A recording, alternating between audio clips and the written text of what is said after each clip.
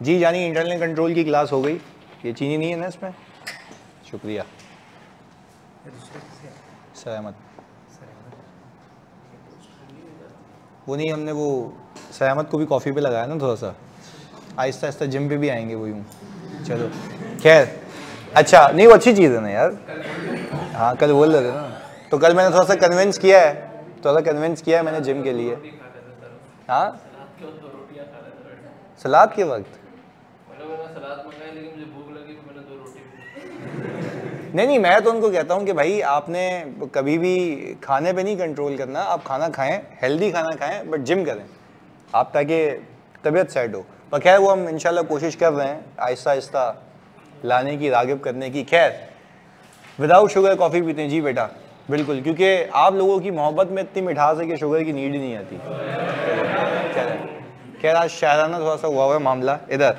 खैर अच्छा please focus के साथ। अच्छा भाई हमने ऑब्वियसली ऑडिट रिपोर्ट शुरू किया है। ऑडिट रिपोर्ट में आप रेंगते रेंगते रोज एक हेडिंग कराते हो, फिर बोलते हो खत्म हो गया टाइम, सही है।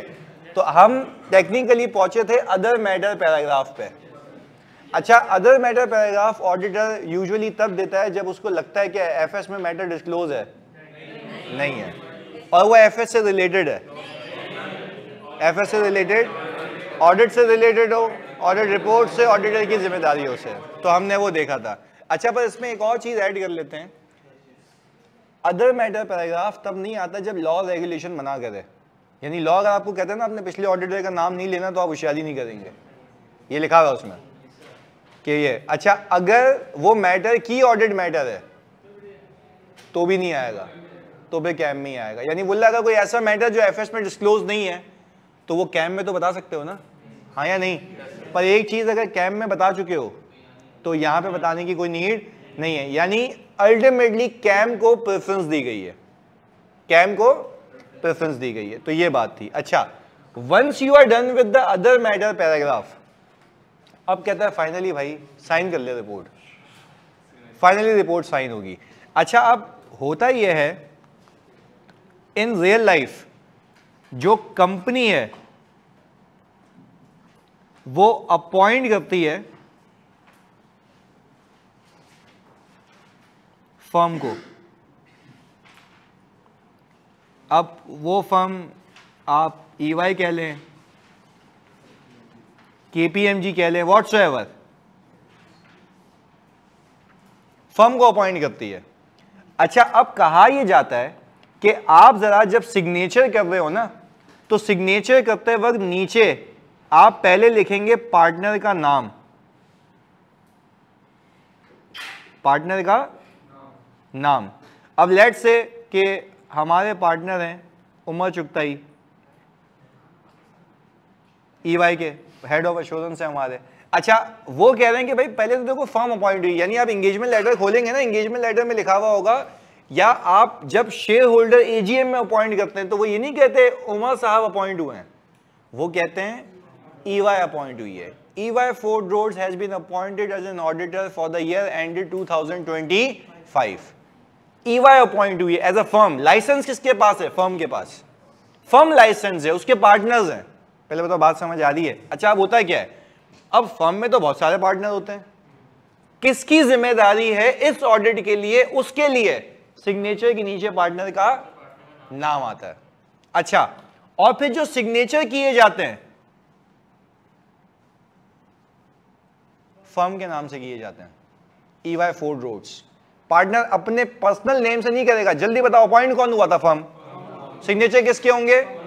Firm as a whole accountable है, firm as a whole accountable है कि भाई क्वालिटी भी फर्म ने मेंटेन करनी है, सब चीजें फर्म ने मेंटेन करनी है। यहां पर उस एंगेजमेंट का जिम्मेदार कौन था? पार्टनर। उस एंगेजमेंट का जिम्मेदार कौन था? पार्टनर। भाई कोई बोले, अब वैसे भी देखते होगे आप मैंने आपको किसी को भी नहीं बोल के सुना कि इस कंपनी का ऑडिट ये पार्टनर करता है, आप बोलते हो इस कंपनी का ऑडिट ये फर्म करती है, क्योंकि अपॉइंट कौन होती है? फर्म। पर उस फर्म में एक डेजिग्नेटेड बंदा होता है जिसका नाम है पार्टनर, एंगेजमेंट पार्टनर, उसका नाम होता है। अच्छा अब यहां से दो चीजें निकलती हैं।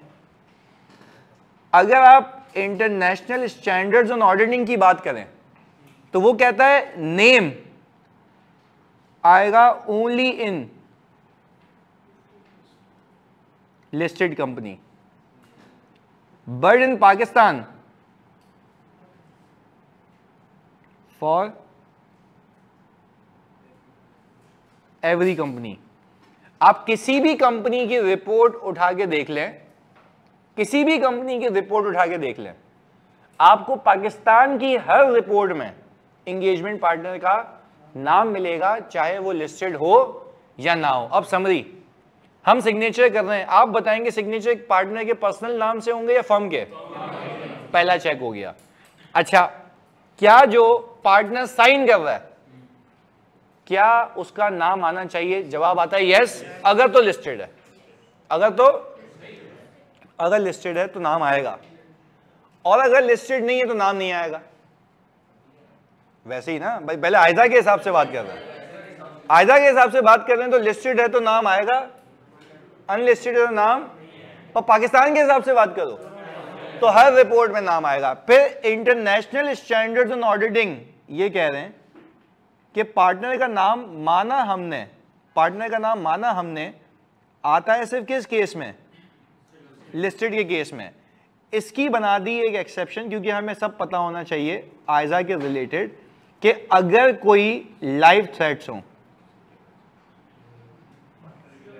अच्छा, पाकिस्तान में तो कहा गया वैसे ही थ्रेट है, तो मतलब ये एक्सेप्शन ही नहीं है, नाम देना ही देना है। यानी यहां तो वैसे ही लोग उठा लिए जाते हैं, तो यहां पे तो कोई मसले वाली बात ही, उसने बोला तो कोई भी कंपनी हो नाम तो देना है, कोई एक्सेप्शन नहीं है भाई।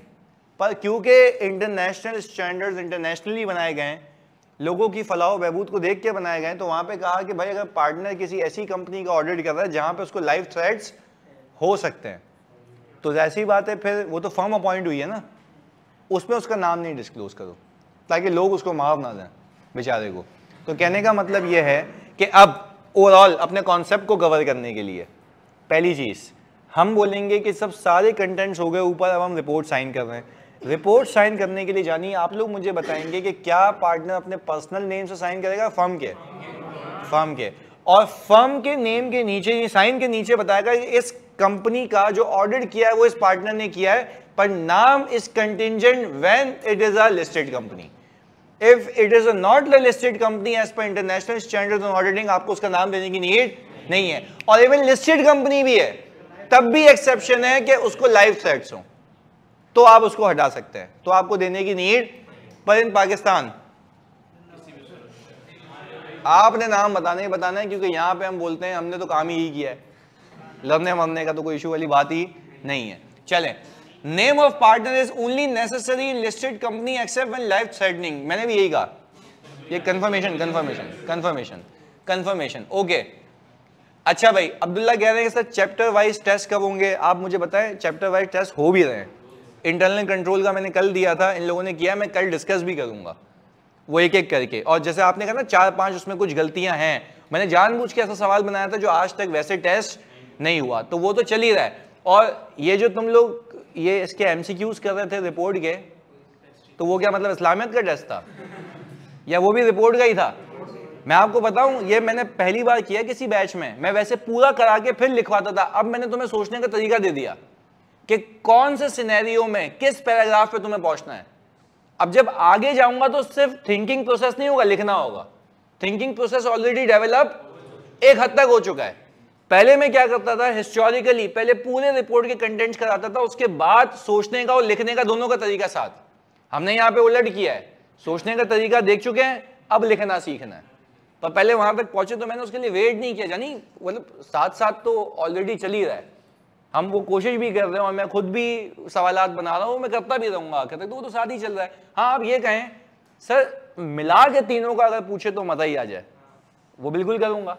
अभी खाली ये काम करने दें, ये खाली आप मुझे ये रिपोर्ट को खाली लिखना सिखाने दें आपको, फिर देखें एक ही सिचुएशन में रिस्क भी होगा, इंटरनल कंट्रोल भी होगा, और बोलूंगा अगर ये सब सही हो गया तो रिपोर्ट पे इम्पैक्ट बता दो, तो हम करेंगे बिल्कुल ऐसे सवालात। पर लेट अस रीच देयर, पहले वहां पहुंच जाएं पहले, सही है।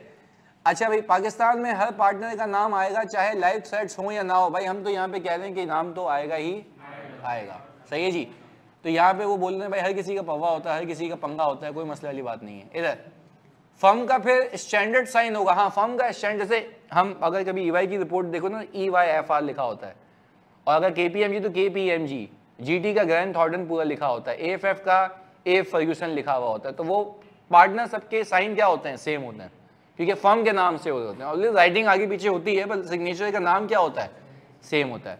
पार्टनर अपने नाम से साइन नहीं करता। हाँ, अगर फॉर एग्जाम्पल मैं एक सोल प्रोप्राइटर हूँ और मैंने अपनी फर्म खोल ली, तो क्या मैं अपने नाम से कर सकता हूँ? यस, फिर कर सकता हूँ, क्योंकि अब ऑडिट मेरे पास आया। पर वैसे तो फर्म अपॉइंट हो रही है तो साइन किसके होंगे, फर्म के। पर अगर मैं सोल प्रोप्राइटर हूँ तो फिर कोई ऑप्शन ही नहीं है ना, फिर फर्म अपॉइंट हो रही है, मैं अपॉइंट हो रहा हूँ, तो फिर अब हम अपने नाम से करेंगे डिपेंडिंग अपॉन के सिचुएशन क्या है। हम यहाँ पे 99% केसेस में फर्म की बात करते हैं, इसलिए मैंने यहाँ पे किसका साइन किया हुआ है, फर्म का। क्लैरिटी है जी? जानी कोई सवाल है?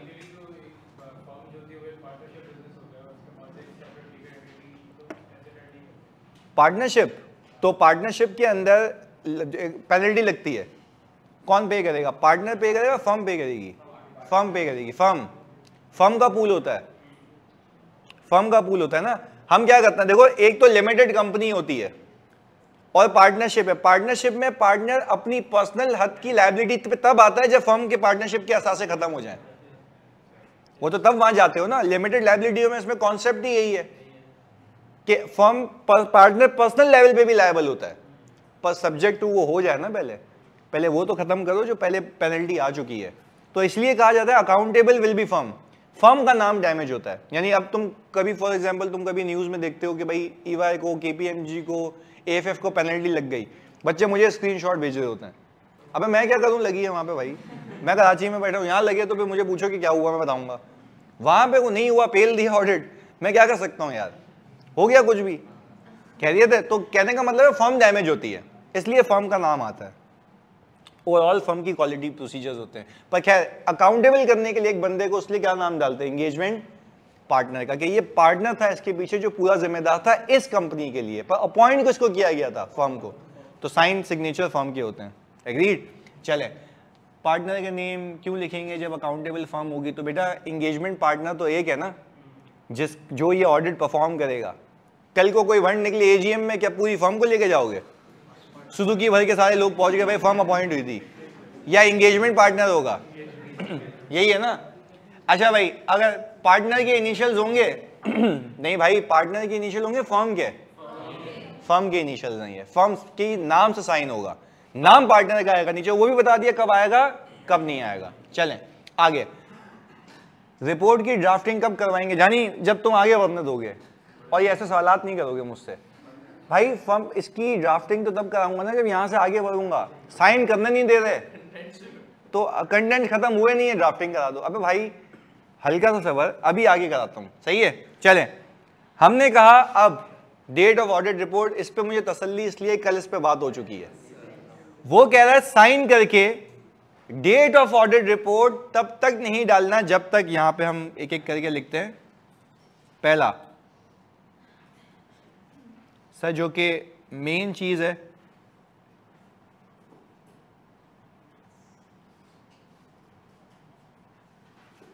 हाँ भाई रिपोर्ट दे सकते हो जब तक सबूत ना मिले, रिपोर्ट नहीं दे सकते। अच्छा, दूसरा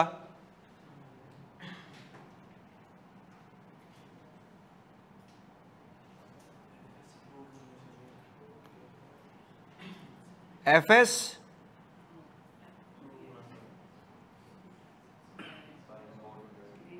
BOD।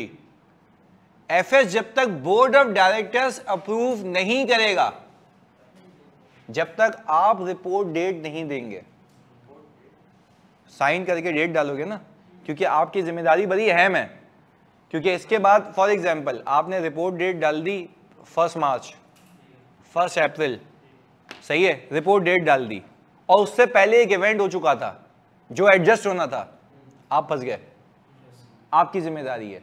अच्छा, आपने रिपोर्ट डेट नहीं डाली, सही है, मैनेजमेंट ने खुद चिपका दी 2 अप्रैल, और उस 2 अप्रैल को एक इवेंट हुआ था जबकि आप साइन कर चुके थे 1 अप्रैल को, कौन फंसेगा? आप ही फंसोगे।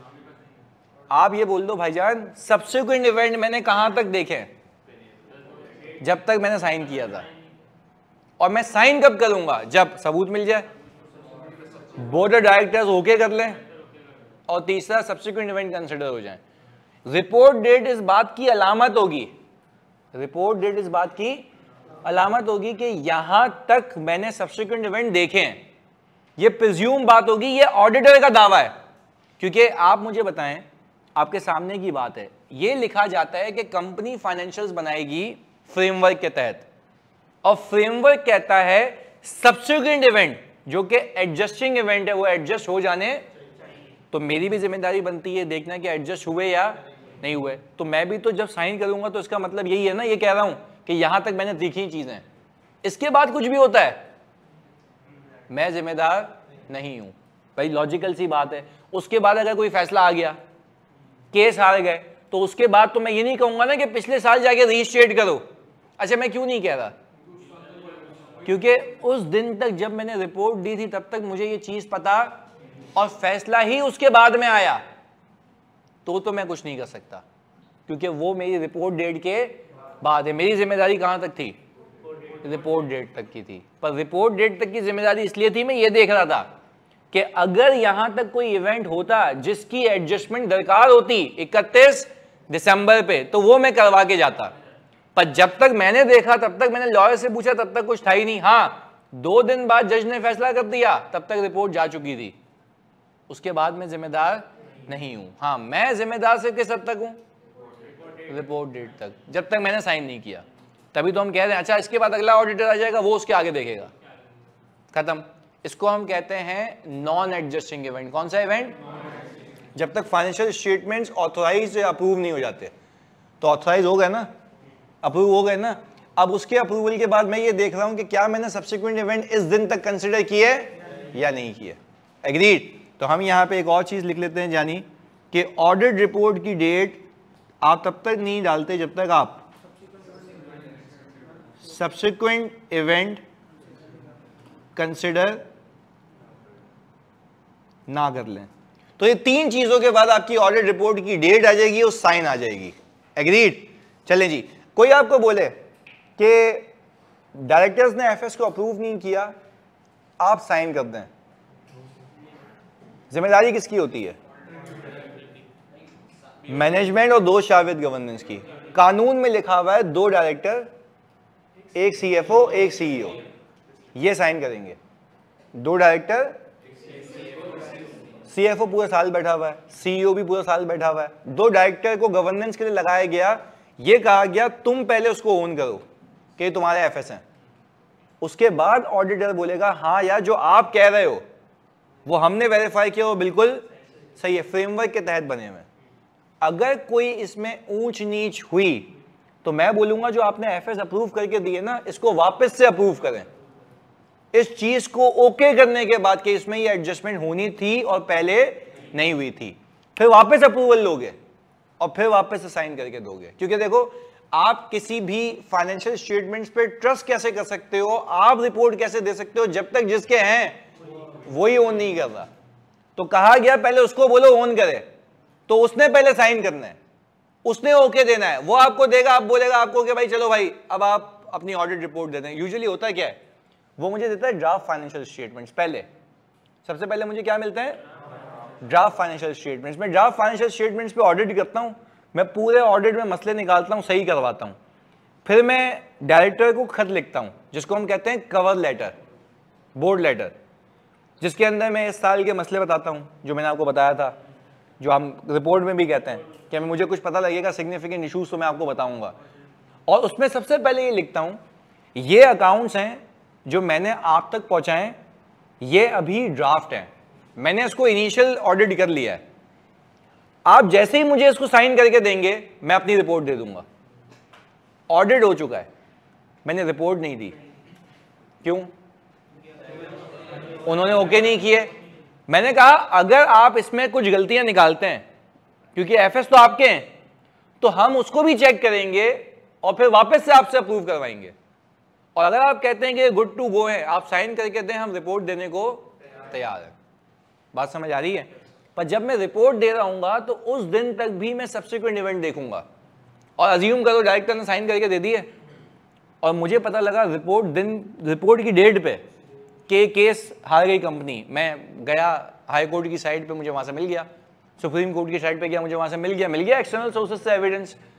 मैंने कहा भाई इसको अकाउंटिंग करो, तो डायरेक्टर कह रहे भाई हम तो अप्रूव कर चुके हैं, हमको कोई मसले वाली बात नहीं है, आपने अप्रूव गलत किए हैं। अगर आप इस ओनरशिप के साथ जाना चाहते हो तो मतलब आप कह रहे हो मैंने जो किया हुआ वो सही है और हम कह रहे हैं सही, तो हम तो फिर अपनी रिपोर्ट मॉडिफाइड दे देते हैं, एग्रीड, मॉडिफाइड देते हैं, क्योंकि आप कह रहे हैं सही है और हम कह रहे हैं सही, तो ये तो कॉन्फ्लिक्ट हो गया।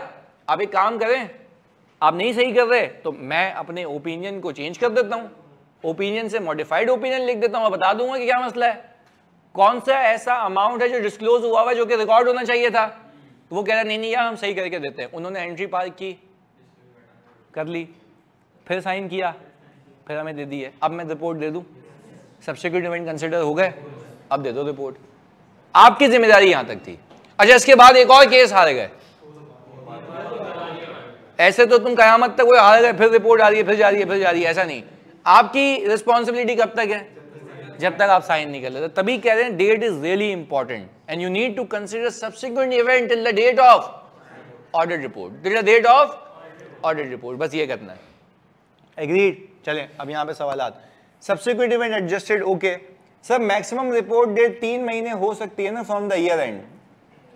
नहीं, 3 महीने 10 दिन भी हो सकती है, कुछ भी हो सकता है। अगर वो एक्सटेंशन ले ले तो 4 महीने भी हो सकती है। इसमें क्या मसला है? सर रिटन रिप्रेजेंटेशन जब तक लेते हैं ना, हाँ तो भाई रिटन रिप्रेजेंटेशन में आप लिखवाओगे ना उससे कि आपने सारे सब्सिक्वेंट इवेंट कंसिडर कर लिए हैं, तो क्या सिर्फ यही लिखवाना काफी है या पहले खुद काम करना है? क्योंकि वो सपोर्टिंग एविडेंस है, वो सोल एविडेंस, यानी ये कह रहा है कि सर अगर आप मैनेजमेंट से लिखवा लें कि सब्सिक्वेंट इवेंट सारे कंसिडर हो गए तो वो तो लिख के दे देगा, क्या आप काम नहीं करोगे? आप काम करके पहले अपने हिसाब से सबूत इकट्ठा करोगे और अपने हिसाब से सबूत इकट्ठा करने के बाद उसको बोलोगे मैंने तो कर लिया, तू भी लिख के दे कि इसके अलावा कुछ भी ऐसा नहीं है जो मुझे पता होना चाहिए और तुझे पता है। तो ये कौन सा एविडेंस हो गया? Supporting evidence. और इसमें पता है मैं क्या करता हूं, लीगल के पास जाता हूं और लीगल के पास जाके मैं बोलता हूं लीगल वाले भाई आप तो केसेस रोजमर्रा के बेस पे देख रहे हो ना, आप जरा इस पे लिखें कि हमने आपको वो सारी सब्सिक्वेंट इंफॉर्मेशन प्रोवाइड कर दी है जो कि हमें पता है, जो कि हमें, मैंने कहा कल को अगर केस हारते हैं और कंपनी गोइंग कंसर्न है, नॉन गोइंग कंसर्न, या कोई भी बड़ी पेनल्टी आ गई, शेयर होल्डर हमसे पूछेगा ना एजीएम में, हम, अच्छा शेयर होल्डर भी तो कंपनी का मालिक है ना, उसको न्यूज़ पता लग गई, एजीएम में वो बैठा होगा, बोलेगा इसका अमाउंट एक्सपेंस क्या है, हम क्या बोलेंगे? हम बोलेंगे कि भाई हमसे पूछेगा आपने साइन क्यों किया, अच्छा बोलेगा, अच्छा वो बोलेगा भी ये भले ये तो आपकी रिपोर्ट से पहले हो चुका था, ये तो आपकी रिपोर्ट से, भाई मैंने कहा मैं तो एब्सोल्यूट एश्योरेंस नहीं दे रहा, मैंने तो इसके लॉयर से पूछा उसने भी नहीं बताया, मैनेजमेंट से पूछा वो भी लिख के दे रही है कि भाई हमने वो सारी चीजें आपको बता दी है जो हमारी नॉलेज में है। अब एक चीज जो इन्होंने आपको बताई है और हमें नहीं बताई तो कसूरवार कौन है? ये है। तो वो आपसे पूछेगा आपने उनसे लिखवाया था, हाँ या नहीं? ये लिखा हुआ भाई इन्होंने लिख के दिया है रिपोर्ट डेट पे कि हमने आपको सारी इंफॉर्मेशन दे दी है जो आपको पता होनी चाहिए। तो मैंने कहा जब मुझे इंफॉर्मेशन जो पता होनी चाहिए मेरे पास है, उसमें ये नहीं थी, उसके बेस पे मैंने ओपिनियन दे दिया। आप कहते हैं विड्रॉ कर लेते हैं, बोले इनको वापस करें, एजीएम वापस से बुलाएं, और ऐसा होता है। इसीलिए लोग इतना खौफ खाते हैं रिटन रिप्रेजेंटेशन प्रोवाइड करने से, क्योंकि फिर उनकी अपनी अकाउंटेबिलिटी आती है। बात समझ आ रही है? पर अगर मैं सिर्फ रिटन रिप्रेजेंटेशन पे रिलाई करूं वो भी गलत है। तो पहले आप अपना काम करें और फिर उसको बोलेंगे लिख के दे, क्योंकि वो सपोर्टिंग एविडेंस है, वो सोल एविडेंस नहीं है। पहले बताओ कहानी समझ आती है? पक्की बात है। चलें जी, मैक्सिमम प्रैक्टिकली कहां तक जाता है मामला सर? मतलब मैं कह रहा हूं 4 महीने भी चला जाए, आपको क्या करना है? एक बात है, नहीं पैसे वैसे की नहीं ना, छोटी सोच नहीं रखो इधर। देखो कहने का मतलब ये है, एक कंपनी है, प्राइवेट कंपनी, वो एक्सटेंशन पे एक्सटेंशन पे एक्सटेंशन लिए जा रही है। 8 महीने हो गए भाई, नहीं दी 8 महीने रिपोर्ट, पर आप सब्सिक्वेंट इवेंट कब तक देखोगे? 8 महीने तक। क्योंकि अब उसके बाद जितना स्पैन है उस सबके लिए आपको कंसिडर करना है कि जो केसेस थे क्या उसका भी नतीजा क्या आया, वो सारी चीजें। अगेन मैं कह रहा हूं आप रिपोर्ट डेट पे फोकस करें कि कब तक आपने सब्सिक्वेंट इवेंट कंसिडर करने। अब 4 महीने जाता है, 4 महीने सब्सिक्वेंट इवेंट, 5 महीने जाता है, 5 महीने subsequent event, depending upon the nature कि उस वक्त क्या चल रहा है। सही है, उसका भी इससे कोई ताल्लुक नहीं है। अच्छा हसान कह रहे हैं सर अगला ऑडिटर तो पूरे नेक्स्ट फाइनेंशियल ईयर पर ओपिनियन देगा ना, इंक्लूडिंग वो मंथ जिसपे प्रीडिसेसर ऑडिटर ने सब इवेंट्स वेरीफाई किए। बिल्कुल ऐसा ही है भाई। भाई हम तो सिर्फ इसलिए कर रहे हैं ना डेट भाईजान कि मैं ये कहूँ इसके आगे मैं जिम्मेदार, तो तभी वो डेट बड़ी इंपॉर्टेंट है, क्योंकि मेरे सब्सिक्वेंट इवेंट की एक लिमिट होनी चाहिए, वो है मेरी साइनिंग डेट, वो है मेरी साइनिंग डेट जो मैं कर भी रहा हूँ कंसिडर। सही है, चले जी। रिपोर्ट साइन और अप्रूवल, बिल्कुल। अच्छा, रिपोर्ट साइन और अप्रूवल एक ही डेट पे होता है? नहीं, ऐसा नहीं है। 99% केसेस में एक ही डेट पे होता है कि उसने आपको अकाउंट साइन करके दे दिए और आप अब रिपोर्ट देंगे। ऐसा भी हो सकता है कि वो आपको साइन करके दे दे, आप उसको रिपोर्ट दे 2 या 3 दिन के बाद। पर आप फिर सब्सिक्वेंट इवेंट कब तक कंसिडर करोगे, अप्रूवल तक या डेट तक? डेट तक, बस ये बात याद रखिएगा। चले, if there are adjusting event, भाई conclusion, if there are adjusting event after management signs FS but before the auditor signs report, so still auditor will tell management to adjust and rectify। हाँ या नहीं? यही कहा था हमने भी उर्दू में। चलें, एविडेंस अगर ऑब्टेन नहीं होता तो स्कोप लिमिटेशन में भी बता सकते हैं। जी बेटा बिल्कुल बता सकते हैं। आगे, अगर 2003 की एक्सटेंशन 25 तक चली जाती है तो हम कितने साल सब्सिक्वेंट इवेंट देखेंगे? 2 साल। और तुम्हारे मरने तक जाती है तो इंतकाल तक देखेंगे। अबे भाई मतलब यार आगे बढ़ जाओ भाई। सर अगर लिस्टेड कंपनी के केस में एक्सटेंशन कितने दिनों की मिल सकती है? भाई क्या लॉ का टीचर हूं मैं? क्यों भाई, 1 महीना मिलती है मैक्सिमम, वो भी किसकी परमिशन से? कमीशन की परमिशन से मिलती है भाई, लिखा हुआ वहां पे। भाई क्या कानून तो नहीं पढ़ा रहा मैं यार, मतलब कहां निकल गए हो? इधर नहीं पढ़ा तो कुछ भी सकते हैं। इधर तारीख पे तारीख बिल्कुल ऐसा ही है, आगे जाई जा रही है। अच्छा भाई पहले बताओ ये क्या सारी साइन हो गई, रिपोर्ट डेट हो गई? अल्लाह का शुक्र है भाई, रिपोर्ट के कंटेंट्स हो गए। हाँ भाई तू भी बोल ले, सवाल सुनो, बहुत इंपॉर्टेंट है। Please please. कौन सी वाली? के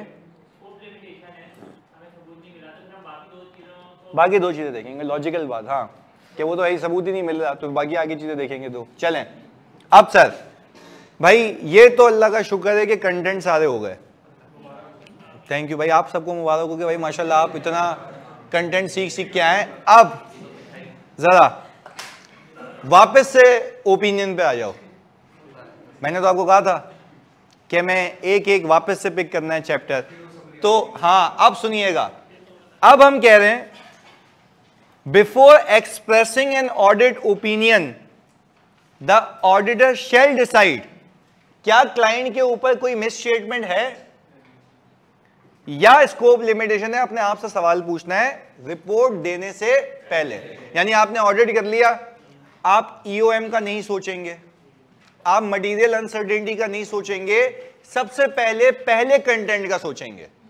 जो रिपोर्ट, भाई एक बंदा रिपोर्ट बना रहा है, नॉर्मल जो बंदा है वो रिपोर्ट बना रहा है, वो सबसे पहले पैराग्राफ की पंचायत करेगा कि पहले पैराग्राफ में मैं क्या करूं, क्या मुझे कोई मिसस्टेटमेंट मिली, यस और नो मिलेगा जवाब, क्या मुझे कोई सबूत नहीं मिला, यस और नो मिलेगा जवाब, और अगर एविडेंस मिला तो क्या वो सही था या नहीं था। देखो ये रहा इधर, मैंने कहा अगर मेरे क्लाइंट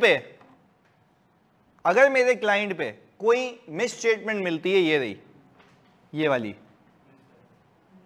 यानी गलती अगर मिलती है। अच्छा गलती कैन भी, अभी एक एक करके भी मैं जरा बताता हूं, इधर सुनिएगा।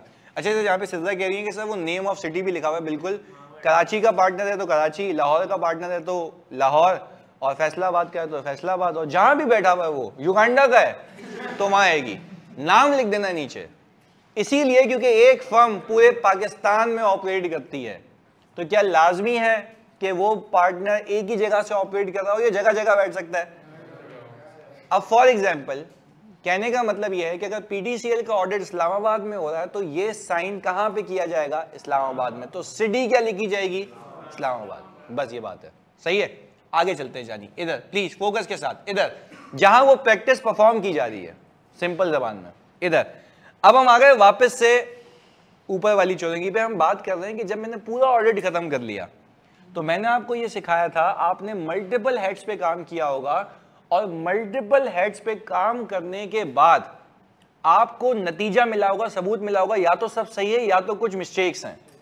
अच्छा मिस्टेक्स क्या हो सकती हैं कि अज्यूमिंग आसानी के लिए डेप्रिसिएशन एक्सपेंस नहीं बुक हुआ या गलत बुक हुआ है, सेल्स ओवर स्टेट हुई है, एक्सपेंसेस अंडर स्टेट हुए हैं, ये आप सारी चीजें डिटेक्ट कर चुके हो, सही है, सारी चीजें डिटेक्ट कर चुके हो, जो भी आपको गलतियां मिली जगह जगह जगह जगह से आपने वो जमा कर ली, वो समरी ऑफ अनकरेक्टेड मिसस्टेटमेंट में डालते थे। एग्रीड? आपको कहा जा रहा है खुदा के वास्ते जरा ये देख लो कि इन सारी चीजों का सम, मिसस्टेटमेंट्स का सम आपको क्या इमटेरियल लगता है, मटीरियल लगता है या परवेजिव लगता है? अब तीनों पे बात करते हैं। इमटेरियल तो आपको पता है कि उस थ्रेशोल्ड से नीचे, हाँ भाई ये बात याद आ रही है, ये बड़ा उसमें डिटेल में एक्सप्लेनेशन की है, बात की है इसके ऊपर। इमटेरियल का मतलब ये, तभी मैंने कहा था आगे आसानी होगी। इमटेरियल का मतलब ये है कि मटीरियलिटी की थ्रेशोल्ड से नीचे। अभी एक एक करके सब पे बात करेंगे, एक एक करके सब पे बात करेंगे। पहले तो आपका एक काम होना चाहिए कि गलतियों को जमा करना, हर एक एरिया में या किसी एक एरिया में, हर एक एरिया में। वो ऑडिट करते करते करते, अच्छा मुझे एक बात बताओ, किस एरिया पे कितना काम करना था, कितना फोकस करना था, सब रिस्क असेसमेंट में सीखा कि जहां जो जो आपने पॉजिटिव यहां पे साइड पे आपने जितना भी इंपैक्ट देखना था, सब देख दाख के आप ऑडिट करके यहां पहुंचे हो। जब सब जगह पे फोकस करके जहां पे आपने ज्यादा काम करना था वहां सैंपल साइज ज्यादा रख के सब चीजों की वेरिफिकेशन के बाद एक जगह गलतियां जमा करके अब आप अपने रिपोर्टिंग फेज पे आ गए हो और अपने आप से सवाल पूछ रहे हो, ये जो मैंने गलतियां जमा की हैं क्या ये इमटेरियल है या नहीं है? अगर जवाब आता है यस, तो इसका मतलब ये है कि वो थ्रेशोल्ड से, और मटीरियलिटी आपको निकालना मैंने बेसिक सिखाई हुई है कि पहले देखो यूजर का फोकस किस पे है, यूजर का फोकस किस पे, और यूजर का फोकस जिस आइटम पे उसमें कितनी छेड़खानी उसको बर्दाश्त नहीं है। तो हमने ये कहा था कि वो technically usually 5% of profit before it can be another as well. जैसे मैंने आपको एनजीओ या एनपीओ की एग्जांपल दी थी, एक्सपेंसेस।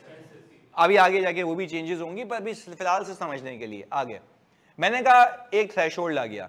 पर क्या जब मैं इमटेरियल कंक्लूड करता हूं, तुमसे पूछता हूं, जब मैं इमटेरियल कंक्लूड करता हूं तो क्या मैं उसी के बेस पे कहता हूं कि इमटेरियल है, या उससे भी लिखवाता हूं?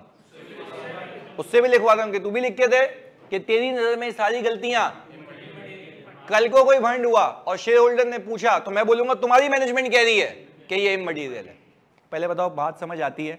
तो ये तो इमटेरियल का कॉन्सेप्ट हम यहां पे लिख दें कि भाईजान ये मोबाइल बंद कर लो यार, विद रिस्पेक्ट टू मटीरियलिटी।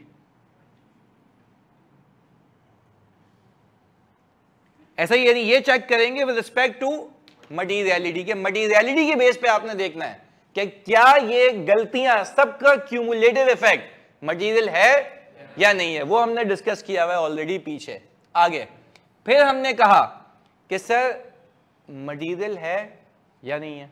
अच्छा अगर एक चीज मटीरियलिटी नीचे थी तो मैंने क्या किया था, उसको बोला था कि भाईजान आप एक काम करें, रिटन रिप्रेजेंटेशन दे दें। उसने बोला सही है कि इमटेरियल है। तो मैंने कहा इस केस में नो इंपैक्ट ऑन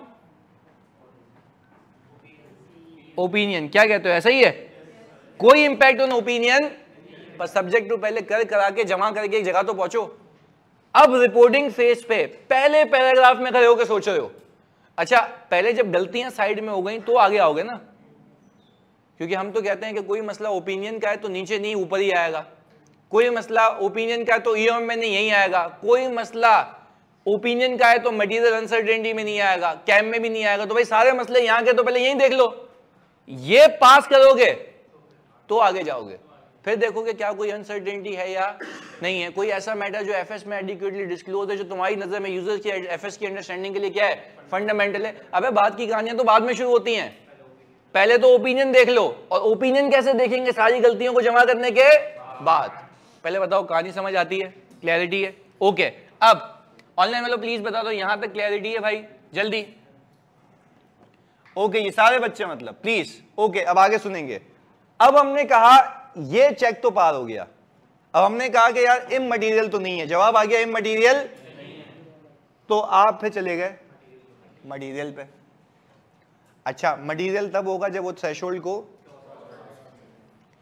या वो क्वालिटेटिवली मटेरियल हो, जैसे कि गोइंग कंसर्न का डिस्क्लोजर, मटेरियल अनसर्टेनिटी, पीटीसीएल वाली पेंशन लायबिलिटी को डिस्क्लोज ना करना, ये सारे डिस्क्लोजर क्वालिटेटिवली मटेरियल है।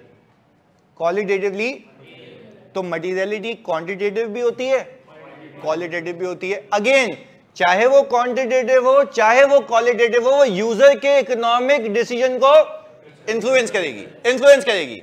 चलें जी, एहसन अजहर कह रहे हैं कि सर रिटन रिप्रेजेंटेशन जरूरी है। मैं यहाँ पे आपको पिछली क्लासेस में और आज वापस से बता चुका हूं कॉन्सेप्ट के साथ, कहानी के साथ, कि रिटन रिप्रेजेंटेशन इसलिए जरूरी है कि वो कल को साइन करते वक्त वहीं मुकर जाता है कि ये मेरी नजर में मटेरियल नहीं है, मैं क्यों साइन करके दूं।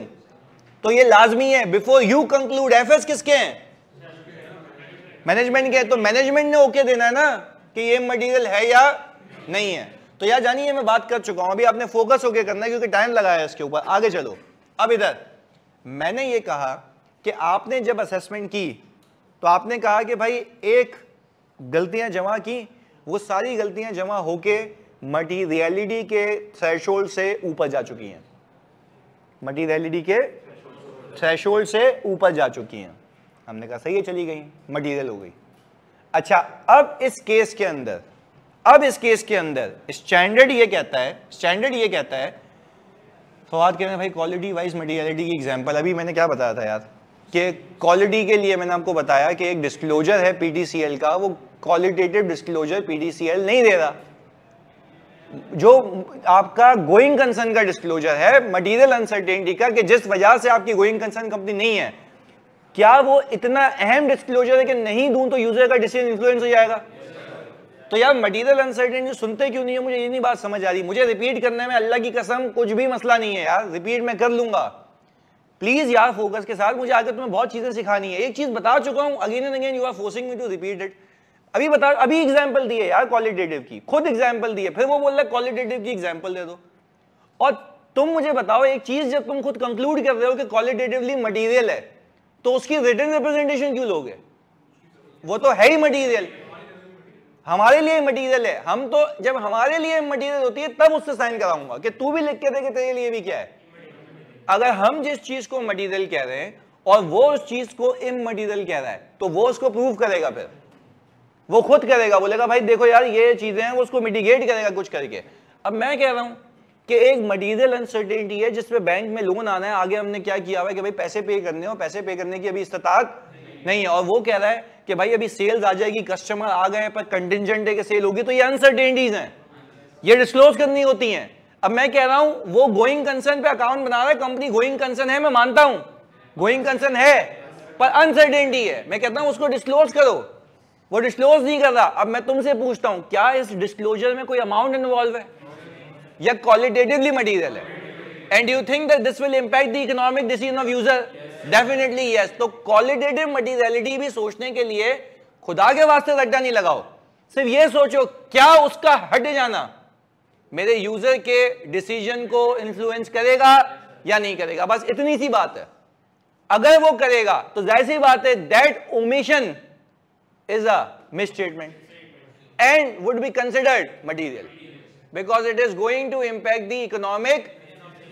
क्या मैंने कोई पैरामीटर लगा के रट्टा लगाया है या मैंने सिर्फ ये सोचा है कि उसका डिसीजन इंपैक्ट हो रहा है?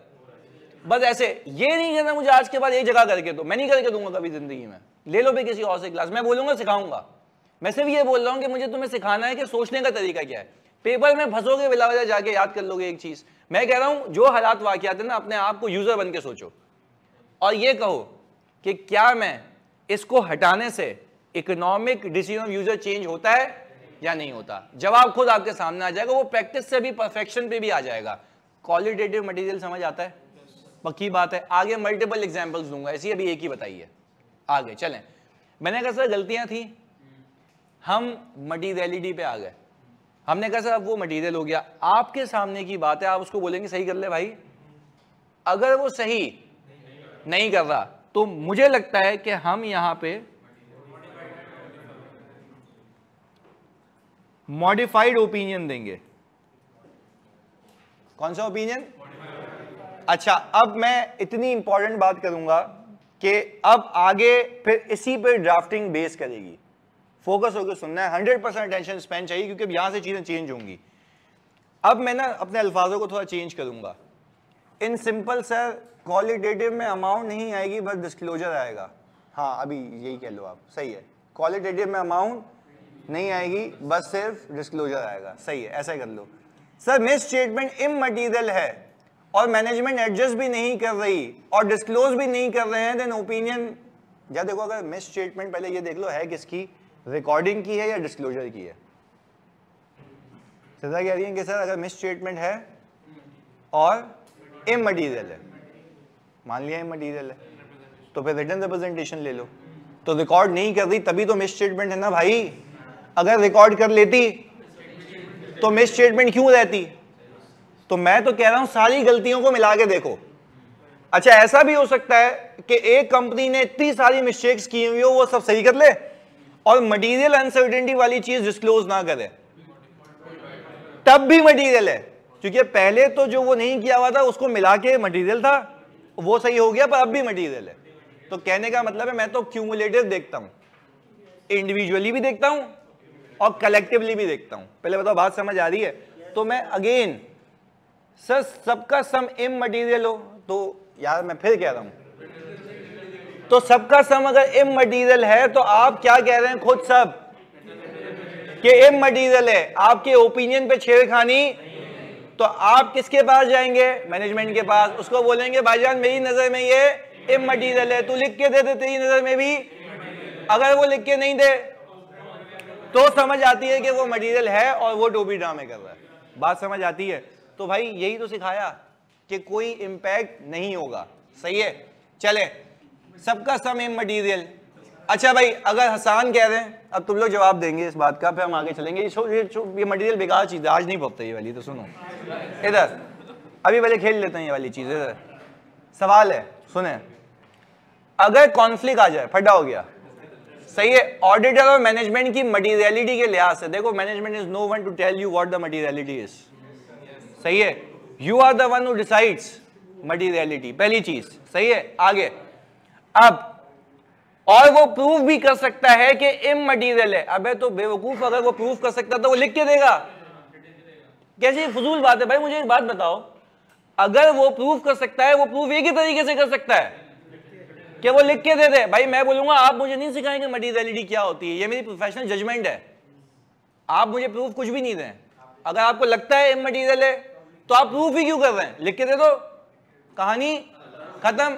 वो आपको बोल रहा है आओ चैप्टर खोले हुए, तुम्हारे कंधे पे हाथ डाला हुआ, दोनों बैठे हुए बुक पढ़ रहे हो, पता नहीं कौन सी बुक है। अबे भाई कहने का मतलब ये है कि नहीं, मैं सिर्फ ये कह रहा हूं भाई, मैं सिर्फ ये कह रहा हूं जानी, देखो सवाल फजूल है।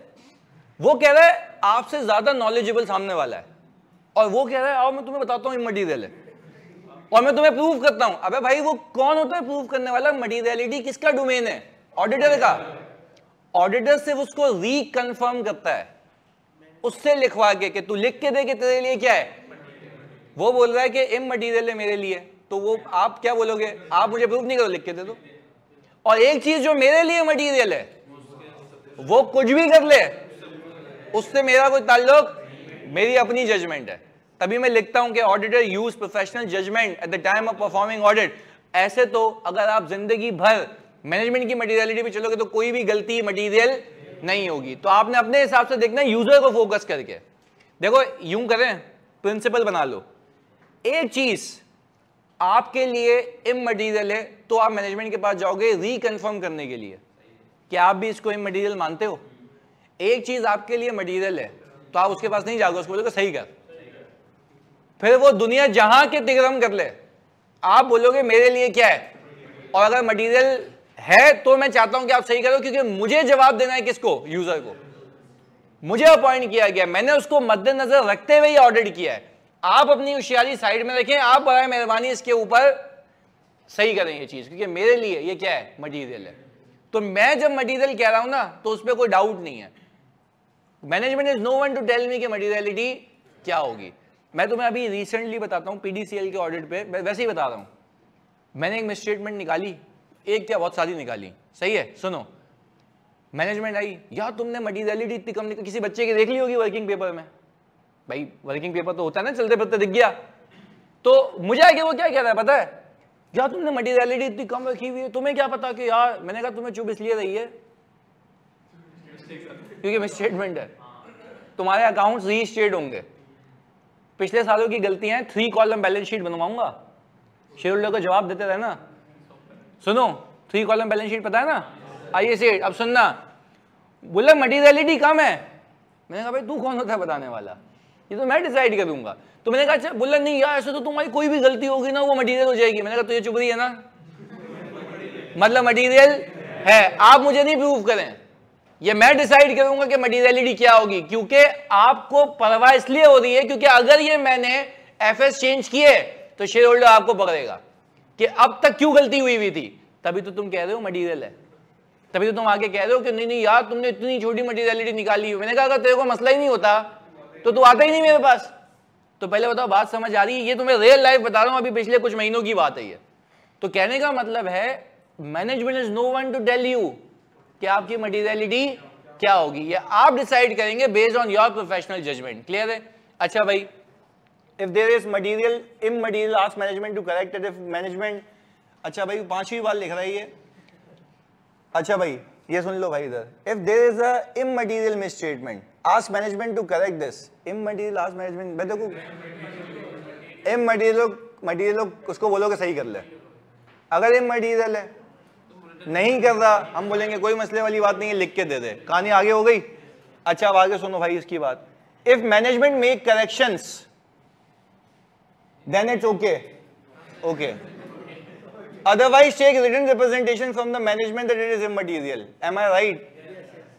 चल भाई आगे भाई, अब आगे एक और सवाल आया, सर मैनेजमेंट ने भी रिटन रिप्रेजेंटेशन में एग्री कर लिया इमटीरियल, तो फिर क्या करेंगे? ओपिनियन सही देंगे, आपके लिए भी इमटीरियल, उसके लिए भी इमटीरियल।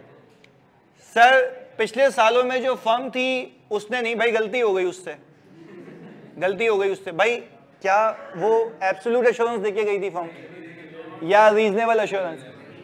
अब हो सकता है कि उसने ऑडिट में वो चीजें नहीं असेस की हो जो मैंने कर ली, तो हाँ यही बात है बिल्कुल। तो अब हमने जब आए तो हमने देख ली वो चीजें, सही है।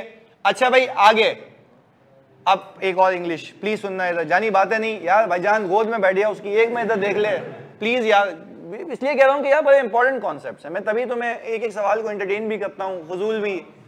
अब सुनो आगे, अब ये इंग्लिश का कंक्लूजन आया, ये सानिया जो हमारी बहन है वो आखिर में बस वो कंक्लूड कर देती है, उसके बाद मुझे पता है। अच्छा वो बाकी लोग भी रिस्पेक्ट करते, नीचे पूछते ही नहीं है, सब इसमें होता है। इधर सुनो आगे, auditor on their professional judgement creates a materiality threshold on which they see if some of material misstatements are material or not. If so, they take written representation and unmodified opinion will be given. Very good, bilkul. If not, then we re-evaluate the threshold, and if material, then we ask the management for the correction. If management does not correct, then we will go for modified opinion. क्या ये बिल्कुल सही, ये अच्छी बात है। तो यानी अच्छा वैसे एक बात पता है, सानिया लिखती है ना, वैसे पिछली बार प्रताप भी ऐसी लिखता था, बता रहा हूँ मैं तभी इसलिए कुछ कहता नहीं हूँ।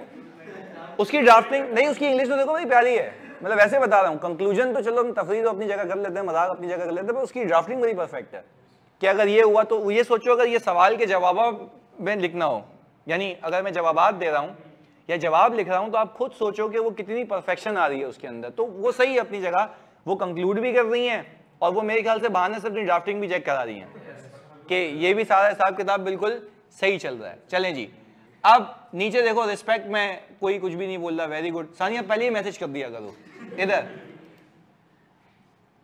इससे आसान करके कोई नहीं समझा, थैंक यू भाई। चलें जी, बेहतरीन, चलें ओके। पहले बताओ बात समझ आ गई भाई? चलें, ये वो वाले लोग हैं जो ज़्यादा रिफ्रेशर वाले होते हैं, उनको ज़्यादा अहमियत होती है रेदर देन रेगुलर वालों को। इधर प्लीज सुने भाई, एम मटीरियल के बाद मटीरियल पे आए, सही है। अच्छा मटीरियलिटी चाहे क्वालिटेटिव हो या, बात समझ आती है? अच्छा अगर मेरी मिस स्टेटमेंट मटीरियल है तो मैं अपने ओपिनियन को मॉडिफाई कर दूंगा, अपने ओपिनियन को अच्छा अब जरा एक बात सुननी है तुम लोगों ने, जो मैं यहां से कनेक्शन बनाऊंगा, क्योंकि अभी हमारे पास 20 मिनट है और 20 मिनट में ये कॉन्सेप्ट लाजमी होना बनता है ताकि हम आगे बढ़ सकें। सुनिएगा, अगर गलती है और मटीरियल है तो अब मैं दूंगा मॉडिफाइड ओपिनियन। कौन सा? अच्छा, बट अब मैं यहां पे एक बस चीज ला रहा हूं,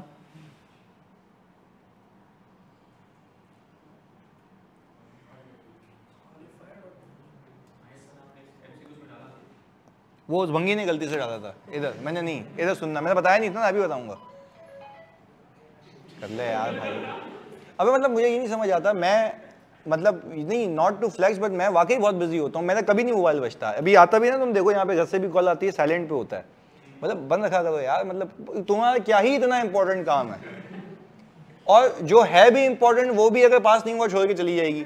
इधर इधर प्लीज सुनो, तो पास करो ताकि सब चीजें खुद चल के आ जाएं। इधर मतलब ये रियलिटी की बात है, ये देखो ताली मार रहा है, ये रियलिटी है। अच्छा, मैंने जब ये डायलॉग मारा ना, हर कोई एक दूसरे को देख रहा, मतलब तो ये सही है। चलें जी, ओके जी भाईजान, ये अभी ये कॉल से ज्यादा ये चीजें इंपॉर्टेंट है। सही है जी, इधर अच्छा फोकस। अब मैंने कहा कि भाई क्वालिफाइड ओपिनियन मैंने यहां पे लिखा है, मैं क्यों कह रहा हूं। अब स्टैंडर्ड ये कहता है, इंटरनेशनल स्टैंडर्ड ऑन ऑडिटिंग ये कह रहे हैं, अगर आपने अपने आप से सवाल पूछा कि पूरे फाइनेंशियल स्टेटमेंट्स में गलतियां थी या नहीं थी, फिर दूसरा सवाल पूछा इममटीरियल थी या इममटीरियल का पैरामीटर पार हुआ, मटीरियल पे आ गए, यानी थ्रेशोल्ड से ऊपर और मैनेजमेंट सही, तो स्टैंडर्ड ये कहता है आप अपने ओपिनियन को मॉडिफाई करना है, पर उस मॉडिफाइड ओपिनियन का नाम रखिएगा क्वालिफाइड ओपिनियन। क्या रखिएगा? मैं यहां पे एक एक करके एक्सप्लेन करता हूं, बिल्कुल तुम्हारे लेवल पे आके। क्वालिफाइड ओपिनियन का मतलब है ये जो रिपोर्ट है वो क्वालिफाई हो गई गलती पे, यानी हम कहते हैं ना कि 50 से ऊपर गया तो क्वालिफाई हो जाएगा, तो हम कह रहे हैं कि यहां पे हम यूजुअली अनमॉडिफाइड देते हैं, पर क्वालिफाई कब करूंगा? जब वो उस पे आ जाए, यानी वो गलतियां थ्रेशोल्ड से ऊपर निकल जाए, तो हम कह रहे हैं वो ओपिनियन होगा क्वालिफाइड ओपिनियन। यानी यूजुअली क्वालिफिकेशन अच्छा वर्ड है, इसमें बुरा वर्ड है, यानी वो गलती क्वालिफाई हो गई रिपोर्ट की मॉडिफिकेशन के लिए, रिपोर्ट की। तो अभी अगर हम जरा रिकैप करें प्लीज सुनिएगा, अगर हम रिकैप करें तो हम अगर पहले सेक्शन पे जाते हैं ना, तो ओपिनियन की जगह क्वालिफाइड ओपिनियन लिखा हुआ आएगा। क्या लिखा हुआ आएगा? Qualified opinion. क्वालिफाइड ओपिनियन का मतलब बड़ा अच्छा बेहतरीन, या वो गलती पे क्वालिफाई हो गया, और गलती पे या मटीरियल गलती पे, तो वो जब थ्रेशोल्ड पे पहुंचा तो हम कह रहे हैं कि वो ओपिनियन क्वालिफाइड फॉर मिसस्टेटमेंट है। एग्रीड? अच्छा, अब वो पता है कहता क्या है इसके अंदर, हम अभी रीड भी करते हैं।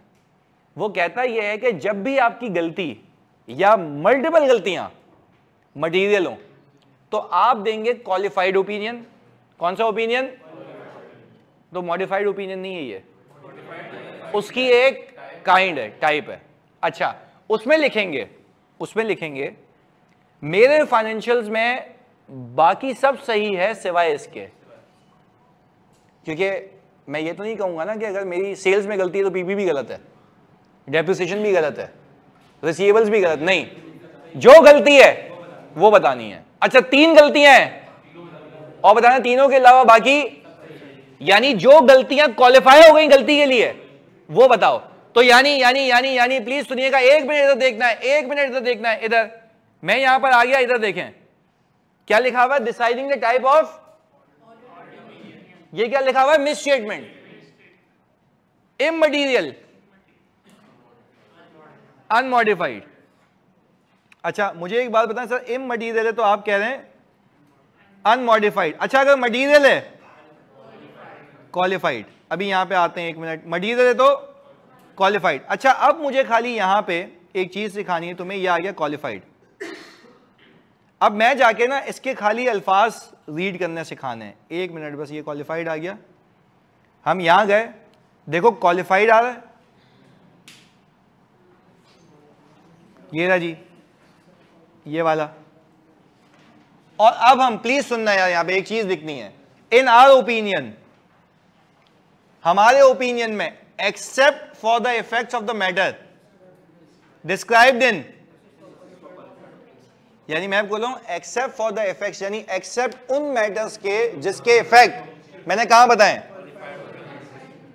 Our financial statements give true and fair value and its financial performance cash flow in accordance with, यानी applicable financial reporting framework। यानी मैं कह रहा हूं पूरे एफएस में सब सही है सिवाय इन चीजों के जो मैंने यहां बताई हैं। पहले बताओ क्वालिफाइड का मतलब समझ आया, हाँ या नहीं जी? मॉडिफाइड की एक टाइप है, यानी कोई आपसे पूछे कि भाई फॉर एग्जांपल अगर किसी का एक्सीडेंट हो गया, तो एक्सीडेंट तो हुआ ना, मैं बोल रहा हूं क्या टूटा, बोल रहा हाथ, मॉडिफाइड, सही है। एक और चीज, मैं नई कार खरीद के आया अनमॉडिफाइड, अब मैंने कहा ठोकी क्यों भाई, मेरी है, इधर सुनो एक मिनट, जैसे ये गविश बाइक लेके आया, अब ये ऐसी बात है साइलेंसर के बगैर चलाता है, इसने बोला 14 अगस्त पे भगाऊंगा विली मारूंगा, इसने क्या किया उसको मॉडिफाई कर दिया, साइलेंसर निकाल दिया, मैंने क्या बोला मॉडिफाइड हुई है, पर मॉडिफिकेशन में क्या हुआ है, साइलेंसर निकाला है, एक्सेप्ट फॉर द साइलेंसर, बाकी सब बिल्कुल सही है, ये वाली बात सही है।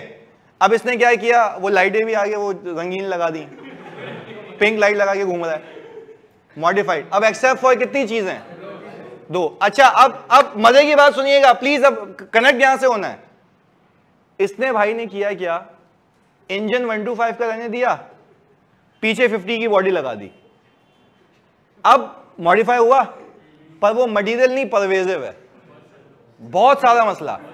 अभी वो यहां पे आता हूं मैं, परवेजिव अभी सिखाया नहीं है, बट कहने का मतलब ये है कि परवेजिव का मतलब ये होता है मटेरियल से ऊपर, यानी सही है। अभी हम कह रहे हैं कि भाई यूजर का डिसीजन तो मटेरियल में भी इंफ्लुएंस होगा, पर परवेजिव में तो कहानी ही अलग है। तो कहने का मतलब यह है, अभी तो देखिएगा, कहने का मतलब यह है कि अगर मैं यहां पे देखूं मिस स्टेटमेंट है, गलती की बात कर रहे हैं, या तो वो इमटेरियल होगी या मटेरियल होगी या परवेजिव होगी। पर एक बात है, परवेजिव अभी सिखाया नहीं है, पर सिर्फ इतना समझ आ रहा है परवेजिव इससे भी बड़ा मसला है, तो उस पे जो अल्फाज होंगे वो ज्यादा खतरनाक होंगे।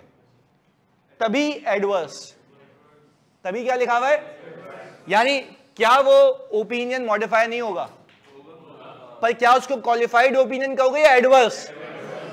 क्योंकि जो मसला है ना, वो मसला तो है, और मेरे ख्याल से मटेरियल भी है, पर मटेरियल के साथ साथ परवेजिव भी है, यानी उससे भी ज्यादा। अब वो क्या होगा वो भी देखते हैं। तो यानी अब मुझे एक बात बताएं जल्दी से, यहां पे आके हम अगर कनेक्ट कर पाए, यहां पे सुनिएगा इधर, मैंने कहा आपने सारी मिस स्टेटमेंट्स जमा की, इमटेरियल निकली, रिटन रिप्रेजेंटेशन लो, आगे बढ़ जाओ। अच्छा इमटेरियल नहीं है तो क्या हो गई, मटेरियल। अच्छा मटेरियल मतलब थ्रेशोल्ड से ऊपर। अब मैं आपसे पूछूं, जब तक आपको परवेजिव का नहीं पता, पर ये इतना पता है कि परवेजिव का मतलब है ऐसी मॉडिफिकेशन, ऐसी गलतियां जो मटेरियल से भी बहुत ऊपर हैं। अभी वो सीखते हैं वहां पे आगे, उसकी डेफिनेशन में ऑडिट के हिसाब से सीखते हैं। पहले बताओ ऑनलाइन वालों, यहां तक बात क्लियर, जल्दी बताओ परवेजिव और मटेरियल में बेसिक फर्क, बस सिर्फ बेसिक फर्क, खाली हाई लेवल बात की है मैंने, इससे ज्यादा नहीं की है, सिर्फ इतना पता होना चाहिए। परवेजिव की डेफिनेशन अलग से पढ़ाता हूं मैं तुम्हें, इधर आगे सुनो। अब मैंने ये कहा कि सिंपल जबान में अगर आपकी मिस स्टेटमेंट्स मटेरियल है बट परवेजिव नहीं है, यानी यू हैव कंक्लूडेड कि इतना बड़ा मसला नहीं है कि रिपोर्ट के अल्फाज बहुत ही ज्यादा हार्श कर दूं, तो मैंने सिर्फ ये बताना है हमारे ओपिनियन में एक्सेप्ट इन मसलों के बाकी सब सही है, बाकी सब। तो ये कौन सा ओपिनियन हो गया, क्वालिफाइड, सही है जी। अच्छा अब ये बात समझ आ गई, यानी हम ये कह रहे हैं क्वालिफाइड ओपिनियन में हम बताते हैं एक्सेप्ट फॉर, बाकी सब सही है, वो भी लिखना सीखेंगे आगे, पर हमने एक व्यू ले लिया। अच्छा पर परवेजिव क्या है वो देखते हैं आगे। पर परवेजिव जो कुछ भी है, ये एडवर्स लिखा हुआ था उस पर, खाली हम इसमें रीड करते हैं अल्फाज का चुनाव क्या है। In our opinion because of the, except for लिखा हुआ है या because of significance of the matter discussed in. अब यहां से देखना, ये जो यहां से गेम शुरू हो रही है,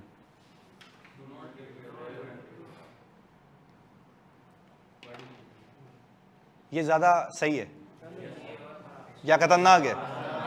अच्छा तो फिर यहां पे ये क्यों लिखा था, give true and fair view? हाँ तो देखो अब जायज बात है, अब जायज बात है। वो कह रहा है मिसस्टेटमेंट है, मटेरियल है, तो जो मटेरियल चीजें हैं जिस पे डिसीजन इन्फ्लुएंस होता है सिर्फ वो बताओ, सही है, बाकी होशियारी नहीं करो, गलत हो जाएगा। परवेजिव में आप बोलोगे भाई कुछ भी सही नहीं है, सब मसला है, तो फिर आप मुझे बताओ क्या हम ये कह सकते हैं कि give true and fair view, या हम कहेंगे do not give true and fair view? तो अब देखो यहां पे कहां से शुरू हुआ, सुनिएगा, अभी परवेजिव में अल्लाह की कसम नहीं सिखाई मैंने डेफिनेशन, सिर्फ इतना आइडिया दे दिया कि वो मटेरियल से बहुत बड़ा मसला है। एग्रीड? चलो मैं तुम्हें अभी कंक्लूड भी कराता हूं, सुनना। एक कंपनी गोइंग कंसर्न नहीं है, तुमने बता दिया, मैं वाकई मान जाऊंगा तुमने पिक कर लिया गेम आज की। एक कंपनी गोइंग कंसर्न नहीं है, उसने गोइंग कंसर्न पे अकाउंट्स बना दिए, मटेरियल परवेजिव। क्यों परवेजिव? पूरे एफएस का मसला। तो अब मेरे ख्याल से आप जब अपना ओपिनियन देंगे तो आप बोलेंगे in our opinion because of the significance of the matter described in basis for modified opinion section the financial statements do not give, why you are not saying except for? अच्छा आप ये लिख सकते हो एक्सेप्ट फॉर गोइंग कंसर्न के मसले के, बाकी सब सही है, यानी पूरे एफएस ही खराब है। तो पहले बताओ अल्लाह को हाजिर नाज़िर जान के आज वो क्लिक हुई चीज कि कैसे कनेक्ट करना है। तो यानी मैंने जो पीछे कंटेंट्स पे मेहनत की है वो आज हमने खाली यहाँ पे आके कनेक्ट की है कि मटेरियल और परवेजिव में फर्क, बेसिक परवेजिव अभी मुझे आगे और सिखाना है, पर परवेजिव का आइडिया हो गया कि खुद तुमने जज किया उसको कि परवेजिव का मतलब है ऐसा मसला जो मटेरियल से कहीं ज्यादा है। क्लैरिटी है? जी जानी।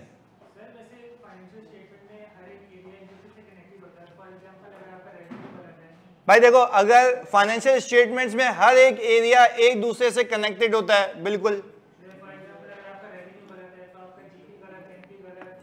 नहीं भाई ये नहीं देखते, उस गलती को देखते हैं बस। नहीं कैलकुलेशन नीचे तो खुद ही सही होगी ना जब वो सही हो जाएगा। तो एरर में आप प्लस माइनस नहीं कर रहे होते हो, सिर्फ उस एरर को देखते हो। सेल गलत बुक हुई भी होनी नहीं चाहिए थी, नीचे वाले प्लस क्यों करेंगे? वो बोलेगा नीचे वाले तुम प्लस कर रहे हो तो वो ऊपर वाले की वजह से ही है ना, तो वो वजह एक गलती है। ऐसे नहीं कि तू प्लस माइनस कर रहा है, नीचे गलतियां, वो सही हो जाएगा तो नीचे खुद ब खुद सही हो जाएगा। तो सिर्फ रेवेन्यू को प्लस करके देखना है, बस रेवेन्यू में जो गलती है वो उठा के देखनी है। सही है? चलें जी, लव यू डू जानी। भाई पहले बताओ क्या ये गेम समझ आई? पक्की बात है। अच्छा वो कह रहा है ये वाला क्वेश्चन नहीं समझ आया, कुछ भी नहीं पूछा उसने। वो कह रहा है कि सर रेवेन्यू में गलती है तो नीचे जीपी भी गलत होगा, क्या उन सबको मिलाऊंगा? नहीं, रेवेन्यू मतलब रेवेन्यू की गलती, वो गलती उठाओ वो होगी। ये नहीं कि जीपी गलत होगा तो जीपी को भी प्लस कर लिया। अबे वो तो उसी गलती को तुम कितनी बार कर रहे हो? 2 बार, तो एक ही बार उठाना है उसको। क्लियर है? चलें जी भाई जानी, क्लियर है? इजाजत है? जल्दी बता दो ऑनलाइन वालों प्लीज, जल्दी से जानी। चलें बेहतरीन है, मिलते हैं अगली क्लास में।